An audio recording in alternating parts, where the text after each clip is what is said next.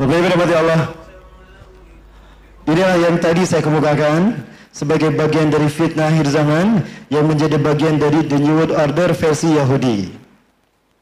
Dan inilah yang mereka sebut dengan Y2K, Year of the Yehuda Kingdom. Di mana mereka akan menciptakan Y2K ini kalau bukan di Palestina? Kenapa harus Palestina? Dalam teori jantung dunia, in the heart land of the world theory, seorang profesor mengatakan kalau Palestina adalah jantung dunia. Kenapa demikian? Palestina menghubungkan semua benua di muka bumi. Palestina menghubungkan benua Afrika, Palestina menghubungkan benua Eropa, Palestina menghubungkan benua Asia dan Australia. Artinya menguasai Palestina, menguasai dunia. Pintar Yahudi, mereka ingin menguasai dunia. Cukup dengan menguasai Palestina saja, maka mereka bisa menguasai dunia. Lihat hari ini, Bapak Ibu rahmati Allah, ini adalah Palestina di tahun 1946. Warna hijau ini adalah kaum muslimin. Saat itu di Palestina tidak lebih dari komunitas Yahudi 8% saja. Warna putih ini adalah komunitas Yahudi. Mereka tidak lebih dari 8%. Dan di Palestina saat itu ada 12 distrik atau 12 provinsi.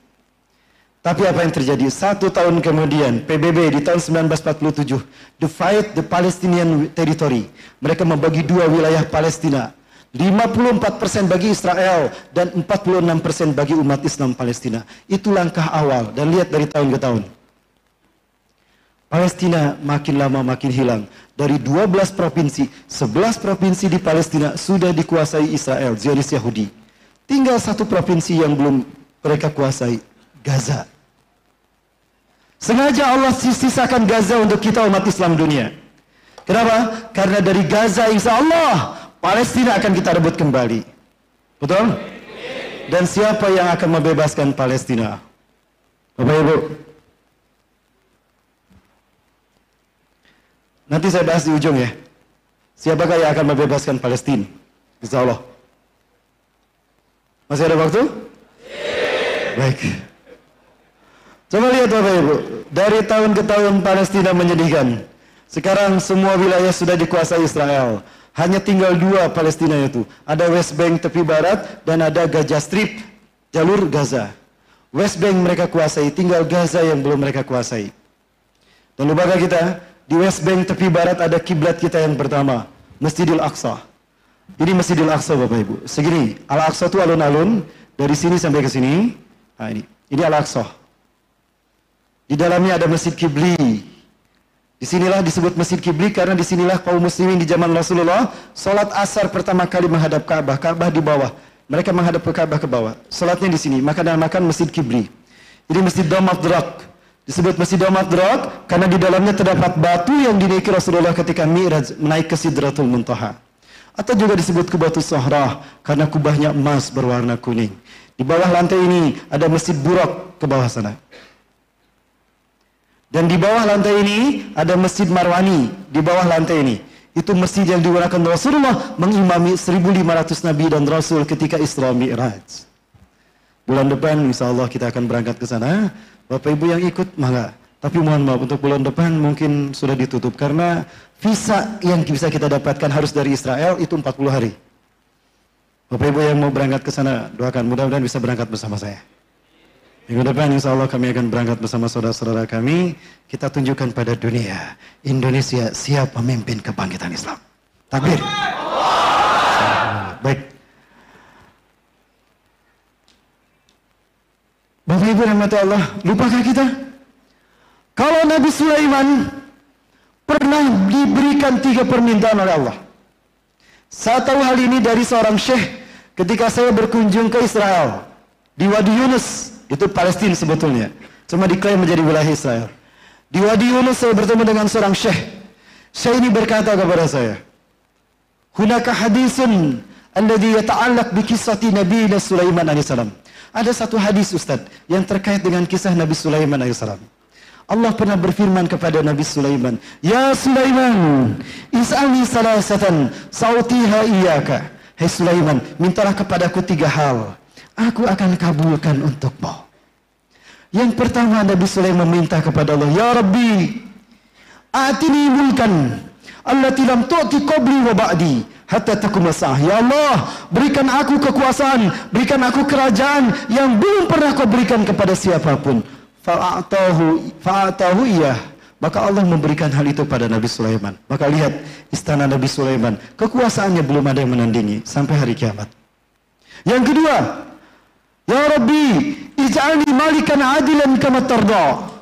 Ya Allah, jadikan aku raja yang adil, di mana keadilanku sama dengan keadilan yang kau kehendaki dan kau ridhoi. Maka Nabi Sulaiman raja yang adil, bukan hanya untuk manusia, binatang sekalipun adil, termasuk untuk semut. Yang ketiga, Nabi Sulaiman berkata kepada Allah Azza wa Jalla, Ya Rabbi, la tada' ala ahadin alladhi yazulu masjid hadha ba'di hatta taquma sa'ah wa la yusalli fi rak'atain illa an tahuta anhu khutaya kullaha qala ayahruja min hadzal masjid. Ya Allah, jangan kau biarkan siapapun ya Allah, sesudahku nanti sampai hari kiamat, siapapun yang berkunjung ke masjidku ini, walaupun hanya salat 2 rakaat di dalamnya, di mana saja, mau di sini, mau di sini, mau di halaman ini atau di sana, walaupun cuma 2 rakaat, kecuali engkau hapuskan semua dosa-dosanya ya Allah, qabla ayakhruja min hadzal masjid, sebelum kaki terakhir keluar dari masjid ini. Maka siapapun yang bertaubat di masjid ini,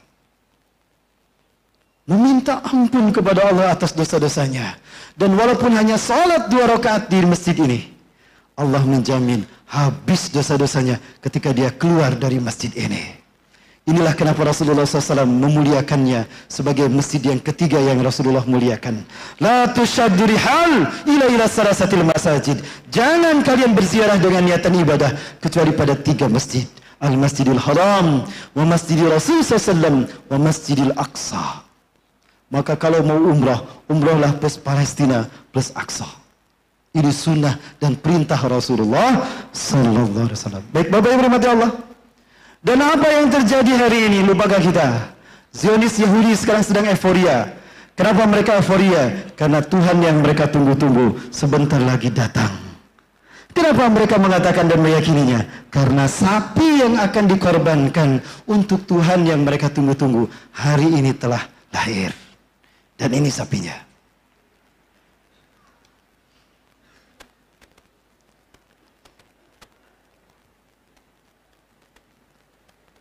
Tapi ini ada musik bang, musiknya nggak apa-apa. Tapi abang duduk sini ya.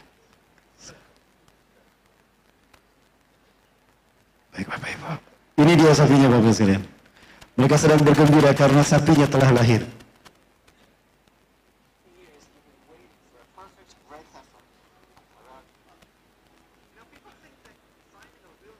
It's impossible, but the truth is, there are thousands of red cows throughout the world.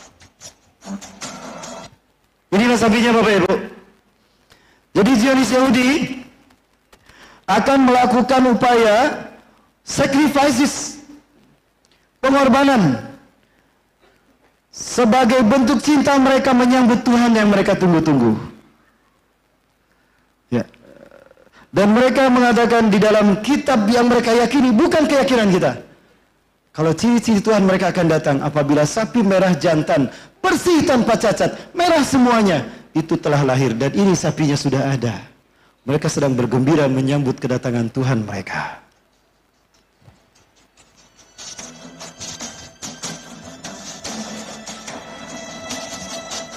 Inilah kenapa mereka begitu gencar dalam meneliti siapapun gerakan-gerakan di dunia yang ingin menghalangi terwujudnya ambisi mereka.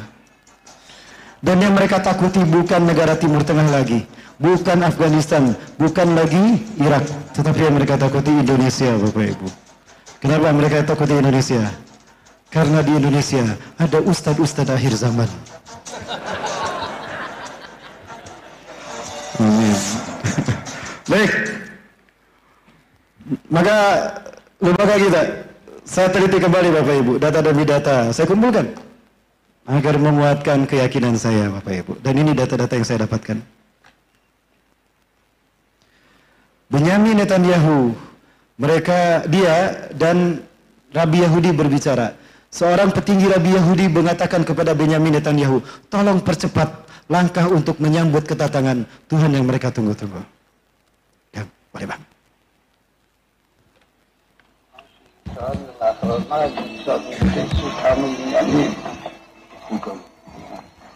משהו לא יעוד, וגם משהו שעדיין משאיר ליבו, אז לקחתי משהו ממייס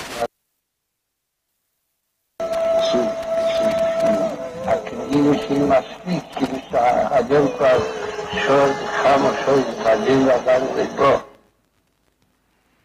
Sayang sekali Bapak Ibu sekalian, ketika saya berbicara ini, sudah Bang, saya terlalu sibuk dengan akhir zaman katanya. Saya terlalu meramal. Sehingga ada di antara mereka di Facebook, di Instagram menyebut saya Ustadz Peramal. Terima kasih. Makin bertambah gelar saya Bapak Ibu. Alhamdulillah. Bapak Ibu sadar dan tidak tahu bahwa ternyata Yahudi pada akhirnya kemudian mereka berbondong-bondong dengan bangga memasuki Al-Quds, kiblat kita yang pertama. Tahukah Bapak Ibu sekalian yang mereka rencanakan? Apa yang mereka rencanakan dengan kiblat kita yang pertama? Mereka akan menghancurkan kiblat kita yang pertama dan akan mereka ganti dengan Bait Solomon. Ini akan menjadi mereka bangun nanti.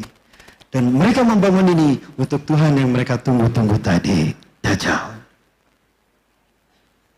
Dan demi Allah insya Allah, ada satu negara yang sering dinantikan dan diyakini oleh Muslim Palestina. Negara inilah yang akan membebaskan mereka. Negara ini hadir dalam mimpi-mimpi mereka. Demi Allah, 4 orang pemuda Yahudi di West Bank. Mereka hafal Quran 30 juz. Mereka tidak pernah bertemu sebelumnya. Mereka bermimpi di malam yang sama. Mereka bermimpi bertemu Rasulullah dalam mimpi mereka. Dan Rasulullah SAW bersabda kepada mereka dalam mimpi tadi, Ya ahla Syam, ya ahla Gaza, innal ladzina sayuharrirukum min zulmil Yahuda wa yu'aduna al-Quds ala rihabikum ikhwatukum muslimun al-Indonesia. Wahai penduduk Gaza, wahai penduduk Syam, sesungguhnya saudara orang-orang yang akan membebaskan kalian dari kezaliman Yahudi dan membebaskan Al-Quds kembali ke tangan kalian adalah saudara kalian Muslim Indonesia. Silakan tanyakan Bapak Ibu. Saya sudah menanyakan dan mereka memberitakan pada kami. Jadi, apakah itu Indonesia? Insya Allah. Saya sering menyampaikan ini dan mungkin ini juga yang mereka sebut cocoklogi Bapak Ibu. Sebuah hadis yang Rasulullah SAW sampaikan tentang Indonesia.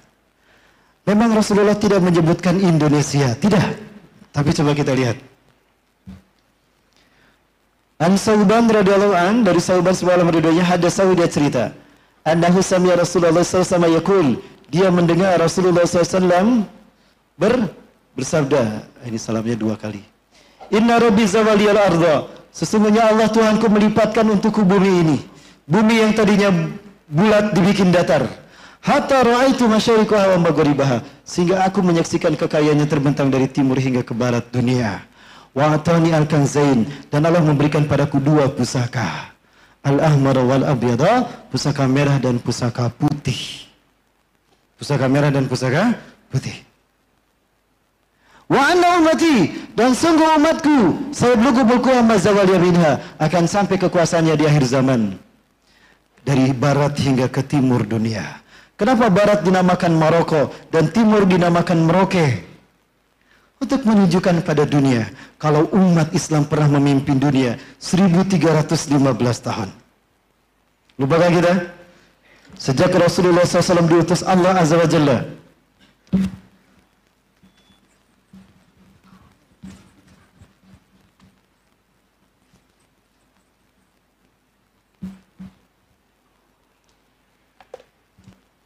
Rasulullah SAW diutus di tahun 610 Masehi. Beliau memimpin dunia. Dan umat Islam memimpin dunia sampai 3 Maret 1924. Artinya, 1315 tahun Islam memimpin dunia. Melalui 3 periode. Masa nubuah, mulkan adhan, masa nubuah, kenabian, khilafah ala minhaji nubuah, dan masa mulkan adhan, kerajaan. Walaupun bentuknya mulkan, mereka masih bertahkim pada Quran dan Sunnah. Kenabian berlangsung 23 tahun. Khilafah ala minhaji nubuah 30 tahun. Dan mulkan adhan 1262 tahun. Maka tercatat 1315 tahun umat Islam memimpin dunia. Terjadikah genosida sebagaimana Israel membantai Palestina? Terjadilah saat ini umat Islam memimpin dunia genosida sebagaimana Rusia membantai Suriah? Tidak. Terjadikah perang dunia? Tidak. Hari ini sejak 1924 sampai 2020 kita berada pada Mulkan Jabarian di mana Barat memimpin dunia. Mereka belum genap 100 tahun Bapak Ibu. Baru 96 tahun.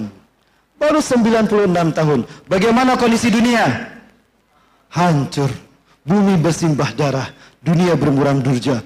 Palestina, Rohingya, Suriah, Uighur, Mesir, Libya, Yaman, Irak, Afghanistan. Saya simpan semua data pembantaian mereka di seluruh dunia. Termasuk Afrika, saya simpan. Termasuk pembantaian mereka di Uighur, saya simpan Bapak Ibu. Untuk membuktikan kalau dunia hancur di bawah kepemimpinan Barat. Jadi sebetulnya siapa yang layak memimpin peradaban dunia? Kita umat Islam? Betul? Takbir? Bapak Ibu sekalian yang dirahmati Allah, tentang hadis ini saya tanyakan kepada syekh-syekh Palestina. Ada 5 syekh berkata yang sama. 2 saya tanya langsung. Yang 1 saya titip dan yang kedua teman saya yang diutus oleh kami, oleh harokah kami. Yang pertama, Syekh Yusuf Syekh Ali Yaqub Al-Abbasi. Beliau Ketua Rabita Ulama Palestina. Saya sudah setinggi ini dan ternyata beliau lebih tinggi dari saya. Di salat subuh berjamaah kami salat di Masjid Qibli. Ternyata sepatu beliau di samping sepatu saya. Beliau masih ingat saya ketika 2012 kita mengundang beliau untuk menjadi keynote speaker dalam seminar internasional pembebasan Palestina dan Al-Aqsa. Saya ditugaskan mendampingi beliau selama berada di Bandung. Beliau masih ingat saya. 2 kali saya bertemu di Al-Quds, pertama di Masjid Qibli, kedua di Salahuddin Street, Yerusalem Timur. Di hotel saya, beliau bertemu dengan saya. Bapak Ibu dirahmati Allah, beliau saya tanya tanggapan beliau tentang arti merah putih dalam hadis ini. Selepas salat asar berjamaah, kami diterima oleh Imam Besar Masjidil Aqsa, Syekh Yusuf Abu Sunayan, beliau sedang doktor pakar akhir zaman. Kami diundang untuk hadir di madrasah beliau. Di madrasah ini beliau saya tanya tentang tanggapan beliau terkait dengan hadis merah putih. Dan yang ketiga, Dr. Abu Bakar Al-Awawidah, Wakil Ketua Rabita Ulama Palestina. Kita doakan beliau, mudah-mudahan beliau bisa melihat kembali. Beliau lama di penjara Israel dan disiksa, dibentur-benturkan kepala ke dinding dan dipukul dengan laras senjata. Sehingga beliau tidak bisa melihat. Terakhir 2016, beliau masih belum bisa melihat. Mudah-mudahan beliau sembuh insya Allah. Yang keempat, Abu Musa Bazarkawi, Allah yarham, syekh dari Irak, Baghdad, sebelum syahid di Abu Ghuraib. Kemudian juga Hikmatyar, tahun 97. Mereka semua berkata yang sama, terutama beliau. Apa yang mereka katakan? Ala kulli biladin alladzina yaqbaluna al-islam dinahum antum ya Indonesia lam yatarakumullah li zari hadad din.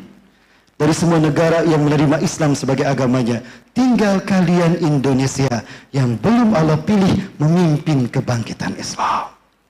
Artinya, tinggal kita yang belum Allah pilih memimpin kebangkitan Islam. Maka jangan salah kalau kita diserang terus-menerus. Kalau kita dibikin panas terus-menerus, karena kita memang sedang dicek oleh Allah, sedang diuji, layakkah kita memimpin kebangkitan Islam dunia. Maka jangan heran kalau celana kingkang disebut radikal. Jangan heran kalau jilbab rapi disebut radikal, pakai cadar disebut radikal. Ini dan pakaian seksi itu disebut radikal, Bapak Ibu. Aneh sekali. Astagfirullahaladzim. Selamat datang di Indonesia Akhir Zaman. Bapak Ibu rahmati Allah, maka lupakan kita. Aksi kita 212, aksi kita bela Palestina, aksi kita 411, walaupun kita laksanakan di Monas, tapi menggetarkan semangat saudara-saudara kita di Palestina. Baik, saya perlihatkan Bapak Ibu.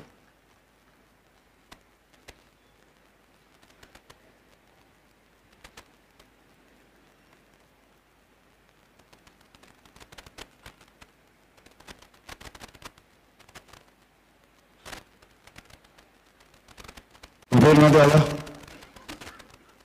Jangan lupa aksi-aksi kita ini luar biasa. Dan ini bukti mereka cinta kepada kita Indonesia.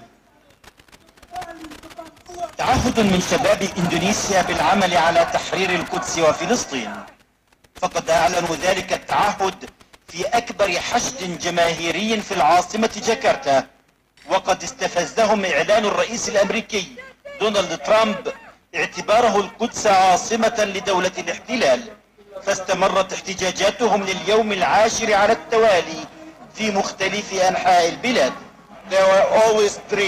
ينتاب الشعب الأندونيسي حلم دائم برؤية فلسطين مستقلة، فقد كانت أول دولة تعترف باستقلالنا، ونصت فتوى مفتي فلسطين على وجوب القتال من أجل تحرير الحشد الأضخم في أكبر بلد مسلم عن موقف موحد للحكومة والشعب تجاه رفض تهويد القدس والقرارات الأمريكية في هذا الشأن. فلسطين، بيت المقدس، الأقصى. فلسطين والقدس والمسجد الأقصى بالنسبة لنا جزء من فكرنا وإنسانيتنا وعقيدتنا، وهي جزء من دستورنا. اختار القادة الإندونيسيون ساحة الاستقلال في جاكرتا لإعلان وحدتهم من أجل القدس وفلسطين، وأكدوا لشعبهم أن مهمتهم في دحر الاستعمار لن تكتمل ما لم تحرر فلسطين نهائيا وتكن القدس عاصمة لها. سامر علاوي، الجزيرة، جاكرتا. Aksi ini tersebar seluruh dunia Bapak Ibu, dan live diberitakan di seluruh televisi Gaza. Ya, bahkan saudara kita Muhammad Hussein pun diwawancara langsung di sana. Ini Muhammad Hussein. Muhammad Hussein, beliau sahabat saya. Beliau sudah berada di sana dan sekarang sudah menjadi orang Palestina, sudah menikah dengan orang Palestina, istri yang bernama Jinan, dan sudah punya anak bernama Hussein. Alhamdulillah dari sana. Dan lihat tanggapan dari Muslim Palestina dengan aksi-aksi kita. Ya, ini tanggapannya saya perlihatkan.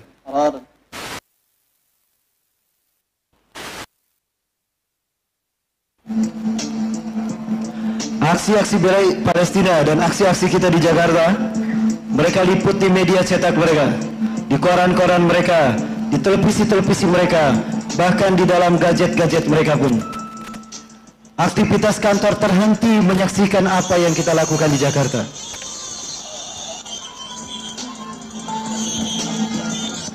بالنسبة للمسيرة اللي صارت في اندونيسيا عن جد حاجة ترفع الراس، يعني ما كنتش متوقع انه الشعب في اندونيسيا بالكم هذا يطلع وشعوبنا العربية نايمة ومحدش داري باله منها.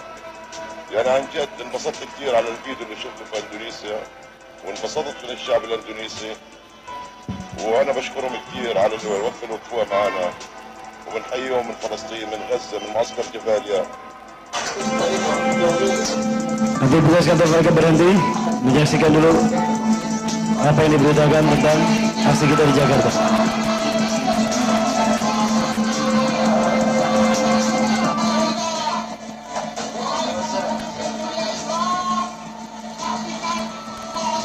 Maka sebagai bentuk cinta mereka kepada kita, barangkali bahkan justru cinta mereka melebihi cinta kita kepada mereka. Bapak Ibu, tayangan terakhir, setiap kali HUT RI mereka selalu melayakannya karena mereka yakin Indonesia lah yang akan memerdekakan mereka. Ini buktinya Bapak Ibu.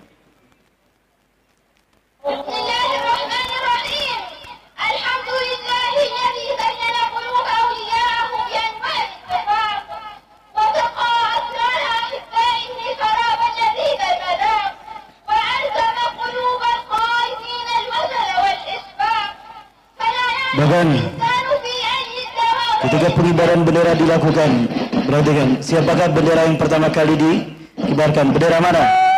Apakah bendera kita atau bendera Palestina? Bapak Ibu saksikan.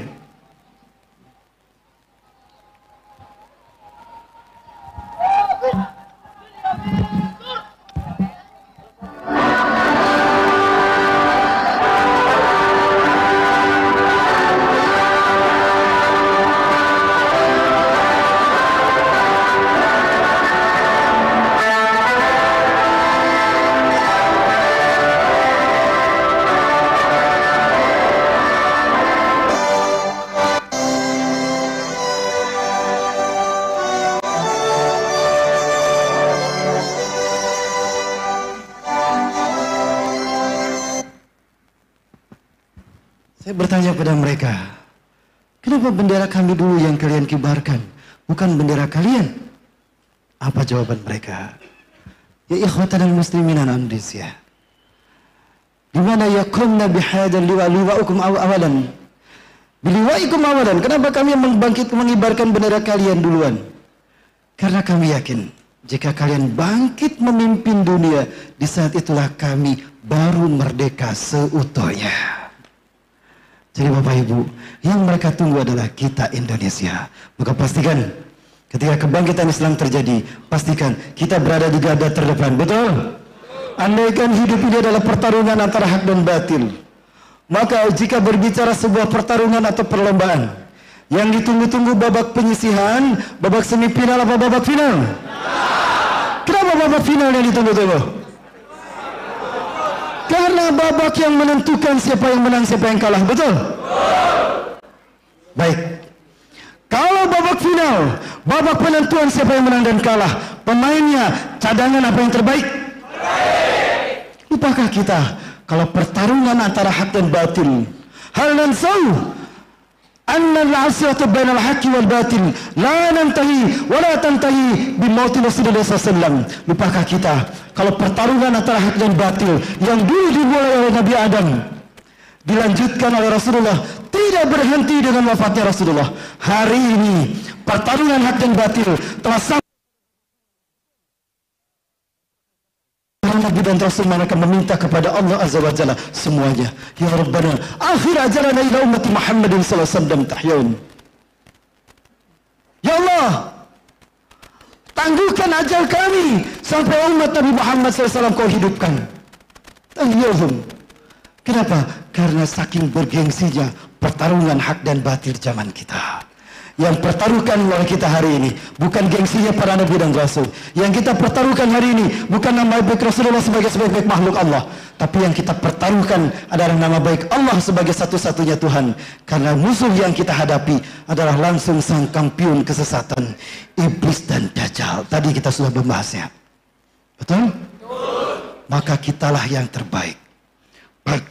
Suatu hari Rasulullah bertanya kepada para sahabat, mukmin manakah yang paling menakjubkan imannya?